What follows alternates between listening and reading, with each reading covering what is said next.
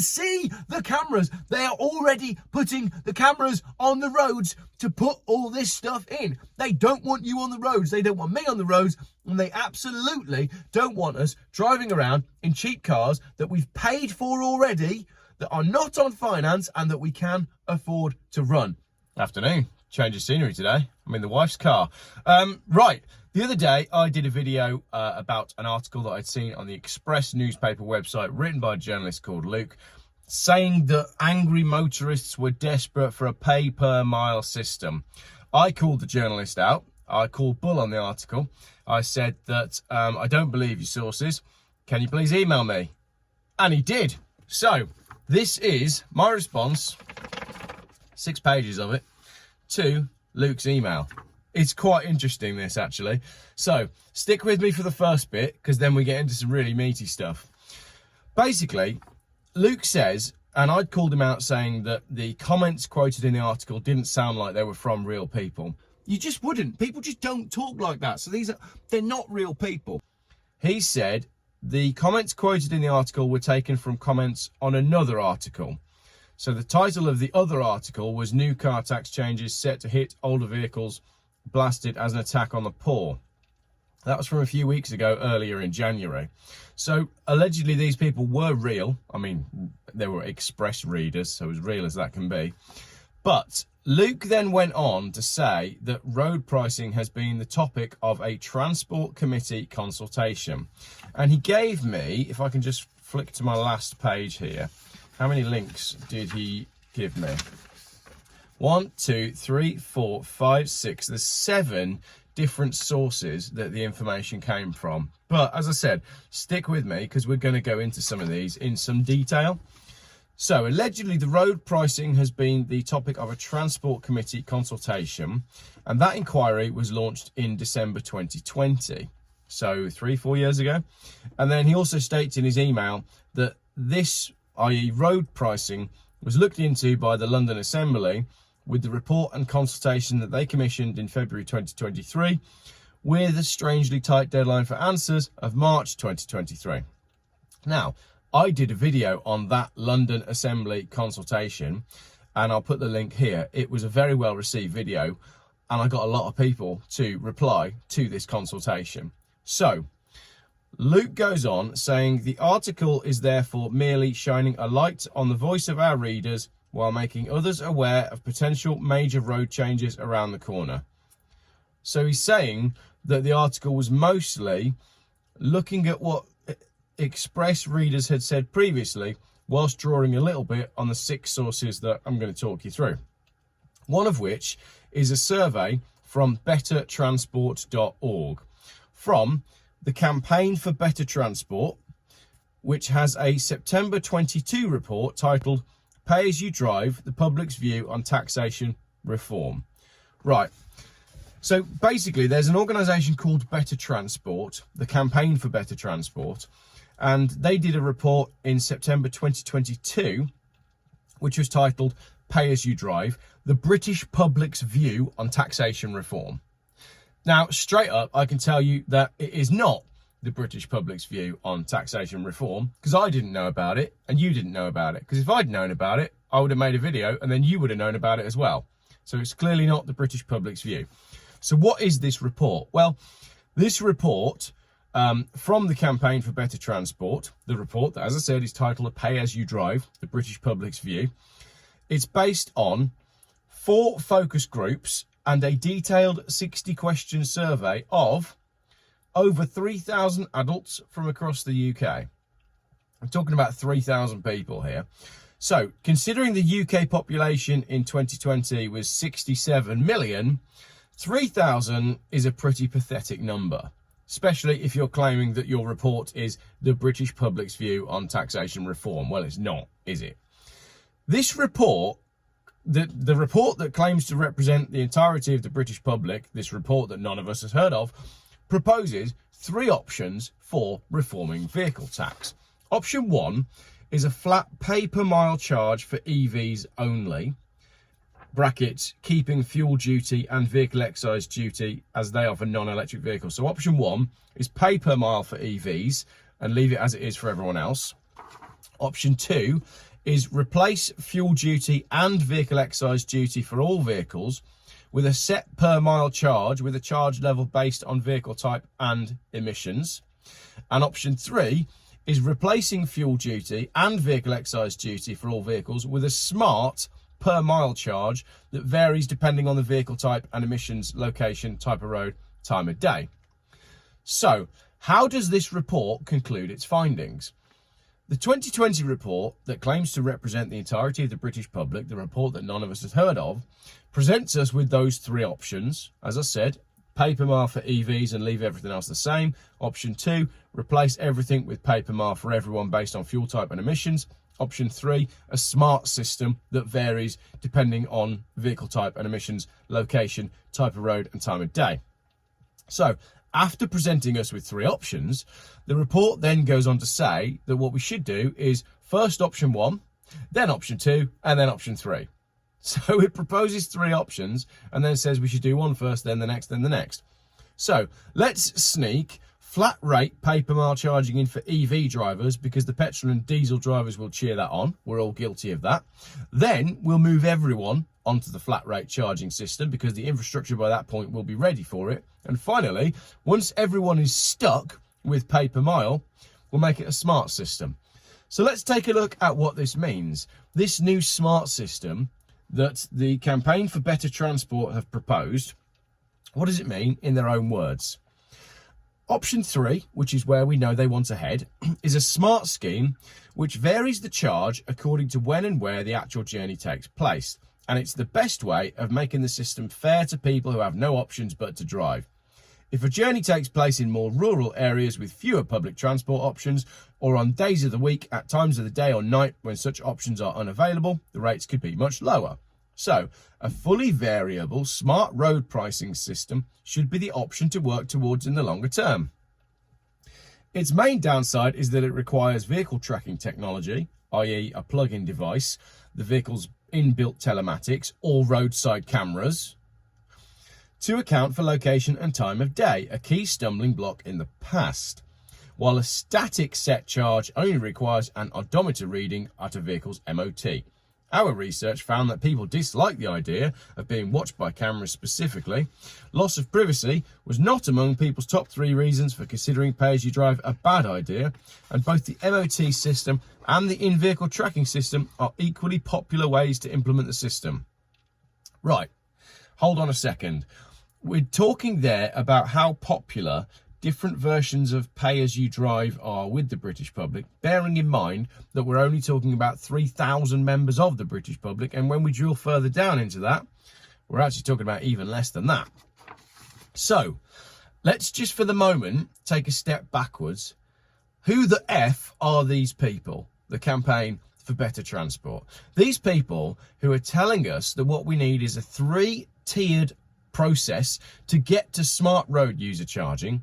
Who the hell are they to be saying that we need cameras monitoring us everywhere we go? The website states that the Campaign for Better Transport works with national and local government, transport operators, NGOs, employers and communities to deliver shared objectives making transport more sustainable and equitable. In 2021, we, the Campaign for Better Transport, led a zero-emission bus summit and at a private roundtable event in partnership with Transport for London and the Mayor of London. It brought together central government, local authority reps from across the country, bus manufacturers, probably from China, transport operators and energy providers to discuss how to speed up the introduction of zero-emission buses across the country. I know where you're going. I'm going there too. Zero emission out the tailpipe, not when they're on fire. I'm getting there. In the same year, we produced a report on behalf of the all-party parliamentary group for Left Behind Neighbourhoods and Local Trust. It looked at transport connectivity in 225 left behind neighbourhoods and came up with recommendations for how they can be reconnected to the opportunities and services they need. This work resulted in the Buses Minister promising new guidance for local authorities on supporting socially and economically necessary bus services. These are 2 examples of many projects and partnerships that we have worked on in recent years. So, just to conclude that long and boring section, the people who managed to persuade London to get the electric buses that are burning to the ground and got withdrawn last week are the same people who are saying we need smart road charging systems that track our movements 24/7. And other than moving London to burning buses to save emissions, they've so far managed to get a buses minister to promise to tell local authorities to do something. And I'm willing to bet that that hasn't achieved anything yet. So the organisation that got us the burning buses to save the planet and so far hasn't done anything else is saying you need to be tracked by cameras everywhere you go so that you can save the planet and contribute to the public purse, notwithstanding the fact that the public purse spends its money on, well, who even knows, Michelle Mone. Not only that, all of their hard work that I just discussed is backed up by a 2020 report and a survey that none of us has heard of that claims to represent the entirety of the British public, despite the fact that the survey only surveyed 0.00447% of the population. This report that none of us has heard of proposes 3 options for reforming vehicle tax, which actually all result in 24/7 monitoring and you paying to drive your old car. Oh, Luke also tells me that there's an error in the numbers from the organisation that gave us the burning buses, and the figure on the report that we'd never heard of and the survey of 0.4477 of the British public actually found that support for road user charging amongst that group of 0.04477% of the population was 49% and not the 42% as stated. So that means out of the 3,000 people that were surveyed, 1,470 people fell for the loaded questions they were supplied instead of 1,260. So when Luke says in his article that angry motorists are clamouring for a pay-as-you-drive system, he's talking about a survey that involved 3,000 people where 49% of the people kind of agreed because the questions were extremely loaded anyway. So that article in the Express claiming that all motorists in Britain want a pay-as-you-drive system was based on 1,470 people who took part in a survey that we didn't know about, which was published in a report that we didn't know about until I told you about it today. So 1,470 people, or 0.00219% of the population, are going to sway motoring in Britain to a fully tracked, fully monitored, 24/7 smart surveillance system that will hand the authorities everything they need to remove you, me, and old cars from the road. Cheers, Luke. The next link, we're not done yet, is from the Resolution Foundation. Now, Luke has sent me this. The Resolution Foundation are the independent think tank focused on improving the living standards of those on low to middle incomes. There's a list of things that they've done on the website, but I can't actually find anything in there that has positively impacted the living standards of low to middle income people. However, the Resolution Foundation did produce a report funded by the Nuffield Foundation, which was founded by William Morris, as in Morris the car company. So I was kind of getting a bit of hope here. But from what I can tell, this is another organisation with another complicated website that I've spent some time on, and I still can't work out what they do or whether they're goodies or baddies. They did, however, produce a report called Where the Rubber Hits the Road, and that report says the UK's transition away from fossil fuel powered cars is proceeding faster than many experts predicted, with EVs accounting for 1 in 7 new cars bought last year. However, while the rapid take-up of EVs is good news for both the planet and motorists, as they are cleaner and cheaper to run, and then there's a whole load more bump before it says, we need a new GPS-based road duty for EVs to offset falling fuel duty revenues and ensure that the net zero transition doesn't leave poorer drivers in older cars bearing the burden of vehicle taxation. So that'll be a GPS tag then. So from what we've got so far from Luke's links, we've got one organisation and a bunch of reports that say we need vehicle tracking done by cameras constantly 24/7. And then we've got another report done by actually something connected to William Morris of the Morris Car Company that we had great hope in, that suggests GPS vehicle tracking. So it's all pretty much about tracking. So we've got a long way around the houses here but we've ended up at a programmable form of GPS-enabled digital ID that stays with the driver and not the car, which is where all the other consultations seem to end up, and that's roughly where all the conspiracy theories seem to end up as well. Digital ID, digital tracking of the human, it's all connected. It's all coming in via the back door, and journalists like Luke are pushing this agenda without realising it. Journalists like Luke, who are claiming to be a petrolhead because he's the cars reporter for the Express, who cannot see that the crap that he's writing is pushing the agenda of these people. Come on, Luke, wake up. Have a little look at the stuff that you're writing. So, ignoring the conspiracy theories for a moment, right? We're working through the reply in order here. There is a link to a survey by Startline, which is where the 55% of drivers are against road pricing thing came from. However, this report from Startline has some other really good nuggets in it, including the question, if you're going to buy a used car right now, what would it be? In which only 9% of people said electric, 20% said diesel, 26% said hybrid, and 45% said petrol. Where's the journalism about that? That's much better. Only 9% of people are saying they're going electric. You're talking about overhauling the entire road tax system based on a product that only 9% of consumers are actually planning on buying. Better journalism, please. Anyway, the question that we are talking about was this. A think tank has proposed that electric car drivers who currently pay no road tax or fuel duty should in future be taxed 6 pence per mile to make up the shortfall in government revenue. Do you think this sounds fair?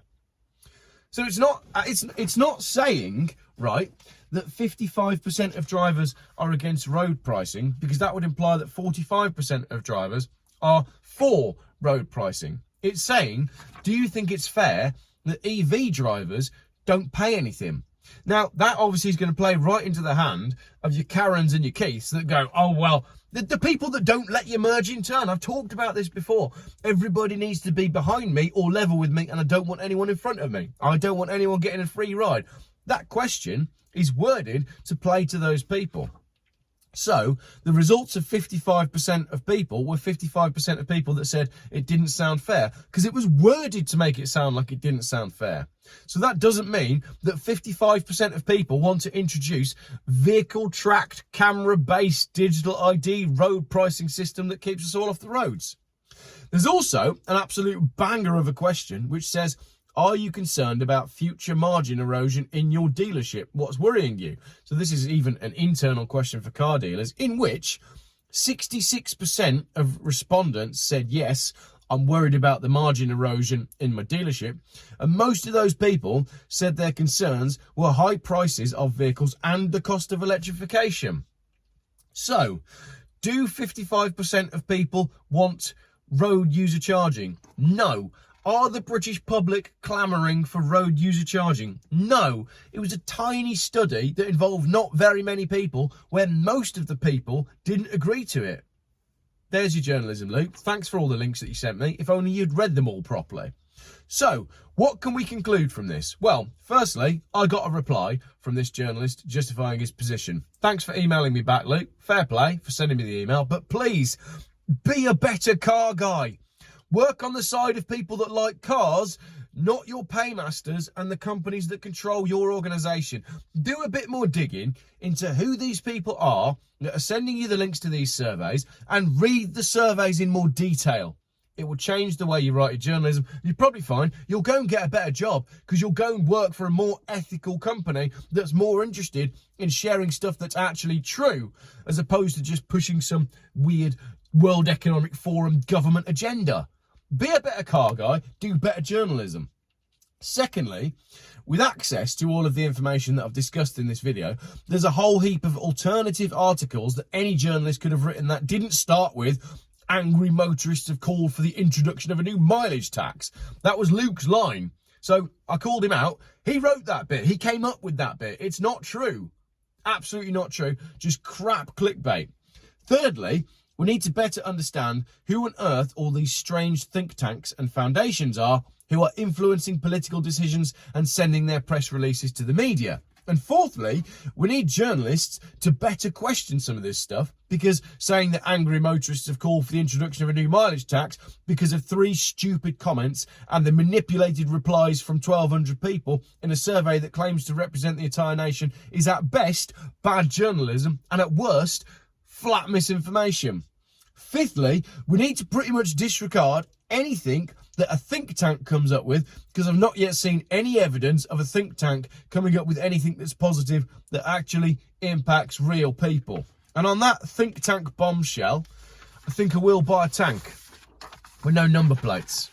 It's going to be hard to do facial recognition or ANPR on an Abrams tank with the lid down going full pelt, isn't it? Because I think for the future that's headed our way, that is the only form of transportation that's actually going to work. We've got to stand up to this stuff. We don't want cameras on every single road tracking our every movement. And the big problem that we have with that is they're already there. You can see the cameras. They are already putting the cameras on the roads to put all this stuff in. They don't want you on the roads. They don't want me on the roads. And they absolutely don't want us driving around in cheap cars that we've paid for already, that are not on finance and that we can afford to run. The goal is to get you and your car and me and my car off the road, and I need proper journalists to realise that that's the agenda, and it's there between the lines of all those surveys from all those think tanks, and it's all a load of balls.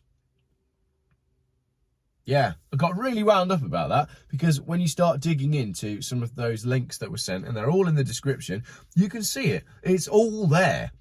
Angry motorists call for road pricing. Come on!